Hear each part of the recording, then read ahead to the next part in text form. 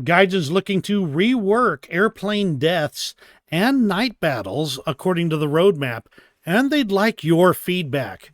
Let's go ahead and take a look at what's in this devblog and see if we can figure out just exactly what they're up to. They might be just a little bit sus. First up, they're proposing to change basically the death of a player to match a different set of rules. Right now, if you end up with your tail cut off, or of course you crash into the ground after getting shot, and a few other conditions, you end up, being considered dead. A death is credited, and even if you are still able to fly the plane, that death has already been credited. But that's not really correct, because some people can fly their dead aircraft well enough to actually take on combat maneuvers. Sometimes you just have to catch somebody with their pants down while you're flying around.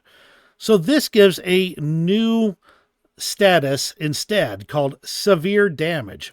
In this case, if the aircraft is, again, severely damaged to the point where it would be considered dead and yet hasn't smashed into the ground or otherwise self-disassembled, the game will consider you severely damaged and give the person who did it to you severe damage credit. That is not quite a full kill. This state of severe damage means that you get nearly all of the points for having killed somebody, but the person has been put into a severe damage state. And if they fly off and repair and all that kind of stuff, that's not a kill. But if you hit somebody, severely damage them, then finish them off a little bit later, that's a kill. You get the full remaining credit. If the person crashes, you will get the kill and the full remaining credit. If a buddy comes along and finishes the job, they get something called a finished off, and that will give them a very partial credit for the kill. Both of you will get the tick mark as though getting a kill. However, they don't get the full points. You get nearly all the points. Basically, the points get divided to the guy who severe damages gets the lion's share, and the guy who finishes them off gets the very tiny balance left, plus you both get a frag. So somebody could literally become worth 2 frags. At the end of the match, if you have severely damaged an aircraft that's still flying around somewhere or even parked on the airfield, and the match ends, then you will be credited a full frag. On top of that, the person who was damaged will also get a death credited to their stats, and the remainder of those rewards that the original player should have received are then accrued to their account.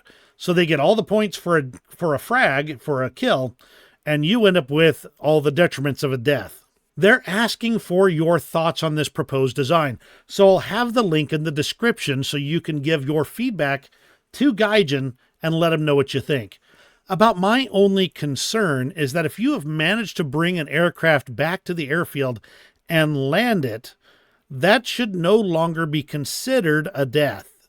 Now, if you're still flying around in the air with the vehicle under control and the match ends, that should probably still count as a kill. But if you have landed and are successfully repairing, I'd say that shouldn't count as a kill. Next thing is night battles.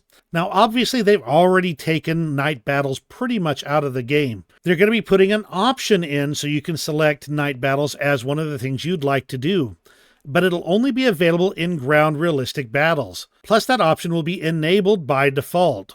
That does not mean you'll get into a night battle. It just means that you'll be put into 2 queues, one for regular battles without night and one for battles with night, where you'll have the chance to get into either one of those queues.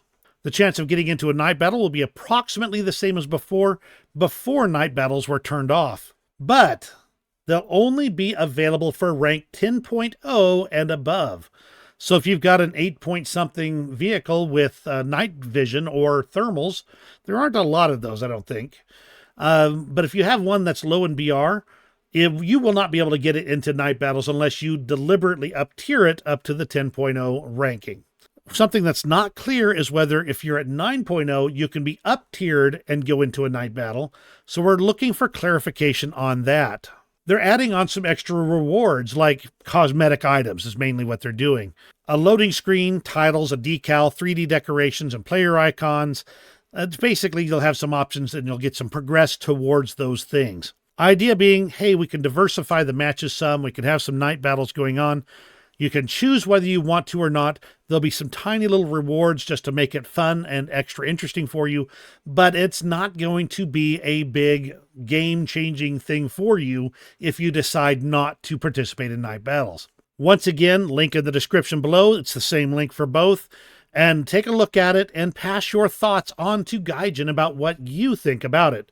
Let me know as well. I'm curious to kind of see what you think it is, if you think these changes are good and what kind of tweaks you'd like to see. Also, hit me with the thumbs up if you appreciate me putting this news out there. You have a great rest of your day, and we'll see you on the next video, and maybe even on the battlefields of War Thunder.